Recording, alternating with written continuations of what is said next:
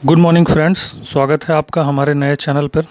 ठीक है, जिसका नाम है CET 10 12th और ग्रेजुएट लेवल एग्ज़ाम। चैनल का नाम थोड़ा लंबा हो गया है क्योंकि अभी ये जो CET आया है तब से ये ट्रेंड में है, इसलिए मैंने इस चैनल का नाम रखा है ताकि ज़्यादा से ज़्यादा लोग इसको सर्च करें और उसको वो आसानी से पाया जा सके।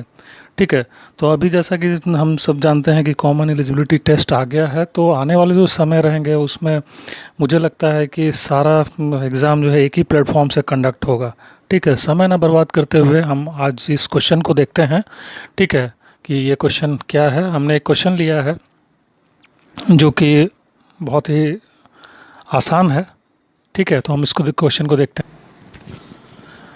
इस तरह के क्वेश्चन को आप रीजनिंग का भी क्वेश्चन बोल सकते हैं, इंग्लिश का भी क्वेश्चन बोल सकते हैं। बेसिकली रीजनिंग को अगर आसान भाषा में समझाएं तो आप इस तरह से समझिए कि मान लीजिए किसी जंगल में बाढ़ आ गया, तो बाढ़ आ गया, उसमें मैं कुछ जानवर के नाम बताता हूँ आपको, तो वो क्या करेंगे। जैसे बाघ है, ठीक है, तेंदुआ है, बंदर है, और हाथी है, चींटी है, और चिड़िया है। अब मैं आपसे पूछूंगा कि इसमें सेफ कौन है, तो भाई चिड़िया तो ऑलरेडी पेड़ पे चढ़ जाएगी। ठीक है, खाने वाने का जहाँ तक होगा, फल फूल जो भी है, कीट पतंगे, उस पर जो भी मिलेगा खा करके सर्वाइव कर सकती है। बाघ पेड़ पे नहीं चढ़ सकता, उसके लिए प्रॉब्लम ज़्यादा है, पानी ज़्यादा होगा तो। ठीक है, और तेंदुआ है वो भी पेड़ पे चढ़ सकता है, लेकिन वो चढ़ेगा तो वो बंदर वाले पेड़ पे चढ़ेगा ताकि वो अगर बाढ़ बहुत दिन रहा तो अपना कुछ खा पी सके। ठीक है, बंदर भी पेड़ पर चढ़ जाएगा। लेकिन चींटी जो है, चींटी बहुत छोटी है, या तो चींटी जो है किसी बंदर को पकड़ लेगी, या वो चींटी जो है किसी पेड़ पे चढ़ जाएगी। तो पेड़ पे भी बहुत सारे फल फूल ये सब रहते हैं। तो इसमें हम कहीं नहीं पढ़े हैं कि भाई बाढ़ क्या होता है, जंगल क्या होता है, पेड़ क्या होता है। हम इसको पढ़ नहीं रहे हैं। हम ये ऑटोमेटिकली हमारे दिमाग में सब चीज़ फीड है कि भाई जंगल इस तरह का होता है, पेड़ इस तरह का होता है, मंकी इस तरह का होता है, चींटी इस तरह का होता है, और इस तरह के सिचुएशन में वो इस तरह से रिस्पॉन्ड करेगा। तो बेसिकली ये जो चीज़ क्वेश्चन है, ये एक्चुअली क्या है ना, दिमाग का क्वेश्चन है। तो हम इस क्वेश्चन को सीधे दिमाग से सॉल्व करने का बात करते हैं। ठीक है, और करके देखते हैं कि ये हमारे दिमाग से डायरेक्टली सॉल्व होता है बिना किसी रूल के पढ़े या नहीं। जब हम रूल पढ़ने का कोशिश करेंगे तो यहाँ पे जो टॉपिक मैंने उठाया है एनालॉजी का, तो इसमें जो है ना 60 तरह के रूल हैं, सिर्फ एक एक तरह के प्रॉब्लम्स को, जो जिसमें कि जैसे जो रिलेशनशिप वाला जो प्रॉब्लम लिया है मैंने। ठीक है, तो इसमें अभी जो रिलेशनशिप दिखेगा वो कौन सा रिलेशनशिप है, हम ये क्वेश्चन में देखेंगे। ठीक है, तो हम प्रोसीड करते हैं आगे कि आइए इस क्वेश्चन को आगे बढ़ाते हैं। अगर आप हमारे चैनल पर नए हैं तो हमारे चैनल को प्लीज़ सब्सक्राइब कर लीजिएगा, क्योंकि ये चैनल का नाम लंबा मैंने इसलिए भी रखा है कि हमें आसानी से इस टॉपिक पे आसानी से ढूंढा जा सके। और अगर आप सब्सक्राइब कर लेते हैं और बेल आइकन के साथ करते हैं तो अगला जो वीडियो रहेगा उसकी नोटिफिकेशन आपको ऑटोमेटिकली आपके मोबाइल पर आते रहेगी। ठीक है, बिना समय बर्बाद किए हुए अब हम इस क्वेश्चन पे आते हैं। हम यहाँ पे देखते हैं कि यहाँ पे क्वेश्चन में लव लिखा हुआ है और हेट लिखा हुआ है। मतलब लव और हेट के बीच में क्या रिलेशनशिप है, हमको पहले ये समझना पड़ेगा कि भाई ये कौन सा रिलेशनशिप है दोनों में। इसमें हम ये देख रहे हैं कि इन दोनों में कोई सर्टेन रिलेशनशिप तो है ही है, किसी न किसी तरह का तो रिलेशनशिप है ही है। लव को हम पहले डिफाइन करने की कोशिश करते हैं कि ये लव क्या है। जब हम किसी को प्यार करते हैं तो उसको लव कहते हैं। हेट का मतलब क्या है? हेट का मतलब प्यार नहीं करना नहीं है, इसका मतलब है नफरत करना। अब हम एक एग्जाम्पल इससे समझते हैं पहले कि मान लीजिए जाए ए कोई आदमी है, ठीक है, और उसको 3 आदमी जो है मिला। बी जो है उसको प्यार करता है, सी उसको प्यार नहीं करता है, और डी उसको नफरत करता है। तो जो सी है, जो प्यार नहीं करता है, वो भी एक अलग चीज़ है, लेकिन डी जो है नफरत करता है। तो यहाँ पे ये जो हेट है वो नफरत वाली बात है कि हम नफरत करते हैं, यानी कि लव का जो प्यार करना और हेट जो है उसका जस्ट अपोजिट हो गया। अब इस 4 ऑप्शन में हम चेक करेंगे, जैसा कि हम हर क्वेश्चन में करते हैं, इन 4 ऑप्शन में हम चेक करेंगे कि इसमें से कौन सा सही जवाब है। तो लेकिन इस 4 क्वेश्चन में हम पहला ऑप्शन देखते हैं, कम है और सुन है। कम का मतलब होता है, जैसे कम इन बोलते हैं, अंदर आओ। कम मतलब होता है आना, और सून मतलब होता है जल्दी। यानी कि इन दोनों के बीच में जो रिलेशनशिप है वो उल्टा का रिलेशनशिप नहीं है, अपोजिट का रिलेशनशिप नहीं है। कम का जो अपोजिट होगा वो गो होगा, और सून का जो अपोजिट होगा वो क्या होगा? लेट। ठीक है, जल्दी करो या लेट करो। ठीक है, नेक्स्ट जो है गो है और डू है। गो मतलब होता है जाना, कम का मतलब होता है आना। अगर गो की जगह पे यहाँ पे कम रहता तो अपोजिट रहता, लेकिन गो और डू के बीच में डिफरेंट रिलेशनशिप है। कम और सून के बीच में डिफरेंट रिलेशनशिप है। मतलब जबकि हमें जो आंसर चाहिए वो अपोजिट रिलेशनशिप चाहिए। लव का जस्ट उल्टा है हेट। ठीक है। थर्ड सी ऑप्शन चेक करते हैं, अप है और डाउन है। अप का जो अपोजिट है वो डाउन ही है, यानी कि यहाँ पर हमको सी ऑप्शन में अपोजिट मिल रहा है। ठीक है। और ये जो फोर्थ ऑप्शन है वो नियर है और वेयर है। नियर का मतलब होता है नज़दीक, वेयर का मतलब होता है कहाँ। तो अगर मान लिया नियर का जस्ट अपोजिट यहाँ फार लिखा रहता तो समझ में आता कि भाई अपोजिट रिलेशनशिप है। यानी कि तमाम चेकिंग के बाद हमें ये पता चला कि जो ऑप्शन नंबर सी है यही सिर्फ अपोजिट है, और बाकी जो है ये डिफरेंट मीनिंग है, डिफरेंट मीनिंग है, डिफरेंट मीनिंग है। ठीक है। जवाब मालूम चल गया कि ऑप्शन सी है, तो हमने यहाँ पे टिक मार दिया। ठीक है। अब ये जो दो वर्ड थे, इन दोनों का रिलेशनशिप मैंने इन चार जो पेयर्स हैं उस पर तो चेक किया, लेकिन इस तरह से चेक करने से अंडरस्टैंडिंग नहीं बन पाती है और ना ही वोकेबलरी पार्ट जो है बहुत अच्छा हो पाता है। तो हमने क्या किया है कि ये चार का पेयर लिया है, ये चार का पेयर लिया है, ये चार का पेयर लिया है और ये चार का पेयर लिया है, यानी कि टोटल 16 पेयर पे सेम दोनों वर्ड का जो रिलेशनशिप है हम उसको टेस्ट करेंगे। और धीरे धीरे हम देखेंगे कि हम कोई रीजनिंग नहीं पढ़ रहे हैं, हम कोई इंग्लिश नहीं पढ़ रहे हैं, और धीरे धीरे इस तरह के जो एक्सरसाइजेज हैं उससे हमारा जो है वोकैब डे बाय डे अच्छा हो जाएगा। तो हम फिर से सेकंड ऑप्शन पे आते हैं। लव और हेट में अपोजिट रिलेशनशिप है। ठीक है। इसी अपोजिट रिलेशनशिप को इस चार ऑप्शन में हम देखते हैं।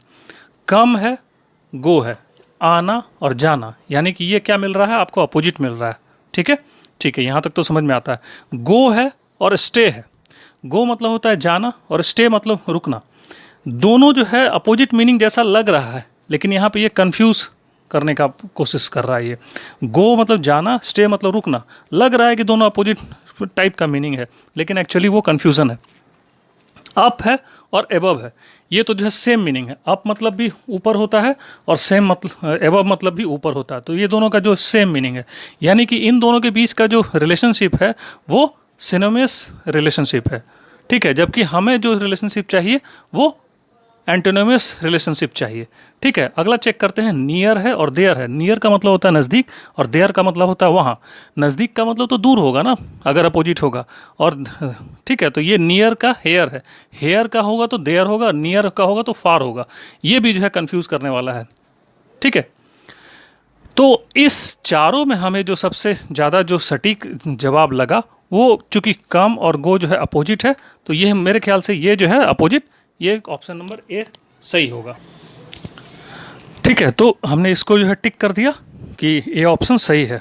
अब इसी दो वर्ड को जो है हम अगले 4 पे चेक करते हैं कि इस पेयर ऑफ जो 4 पेयर दिया हुआ है इसमें कौन सा सही जवाब होगा। नियर है, फार है, ये अपोजिट वर्ड है। ठीक है। नियर और फार अपोजिट दोनों मीनिंग रखता है। ठीक है। और गो है और कॉल है। गो मतलब जाना होता है, कॉल मतलब यहाँ पे बुलाने वाला से, कॉल हिम। कॉल ये फ़ोन कॉल वाला नहीं, फ़ोन कॉल है। गो मतलब जाना और कॉल मतलब बुलाना। जाओ और बुलाओ दोनों अपोजिट वर्ड नहीं है। गो का मतलब है अगर गो है तो यहाँ पे कम होता तो अपोजिट होता। ठीक है। यहाँ पे हम चेक करते हैं, ये भी डिफरेंट मीनिंग है। डाउन है और एबव है। डाउन मतलब होता है नीचे और एबव मतलब होता है ऊपर, लेकिन डाउन का जो अपोजिट है वो डाउन का अपोजिट वर्ड है अप, एबव नहीं है। एबव का अपोजिट वर्ड है बिलो। ठीक है। तो ये भी कंफ्यूज करने वाला था, ये भी सही नहीं होगा। नियर है मतलब नज़दीक और गो मतलब जाना, ये भी जो है दोनों डिफरेंट मीनिंग है। यानी कि हम चारों ऑप्शन देखने के बाद जो है यहाँ इस क्वेश्चन में भी हम ये देख रहे हैं कि जो नियर है और फार है, नियर का मतलब नज़दीक होता है और फार का मतलब दूर होता है, तो जो अपोजिट मीनिंग वाला यही दिख रहा है, यानी कि ऑप्शन नंबर ए सही होगा। ठीक है। नेक्स्ट जो 4 पेयर्स हैं उसमें हम चेक करते हैं कि ये जो लव और हेट का जो एंटोनिमस रिलेशनशिप है वो इसमें जो है कौन से ऑप्शन पे सही गुजरता है। ये वाला थोड़ा सा और कंफ्यूजिंग है, इसमें मोस्ट अप्रोप्रिएट वर्ड ढूंढना पड़ेगा। मोस्ट अप्रोप्रिएट रिलेशनशिप मतलब बहुत सारे जो रिलेशनशिप हैं वो सही लगेंगे, लेकिन जो सबसे ज़्यादा जो सही है उसको हमें चुनना पड़ेगा। इसमें हम पहला जो पेयर है एबव है और बिलो है। एबव का मतलब होता है ऊपर, बिलो का मतलब होता है नीचे। ठीक है। ये दोनों एक दूसरे के लिए अपोजिट है, यानी कि यहाँ पे ये अपोजिट है। अप का मतलब होता है ऊपर, डाउन का मतलब होता है नीचे, ये भी अपोजिट है। ठीक है।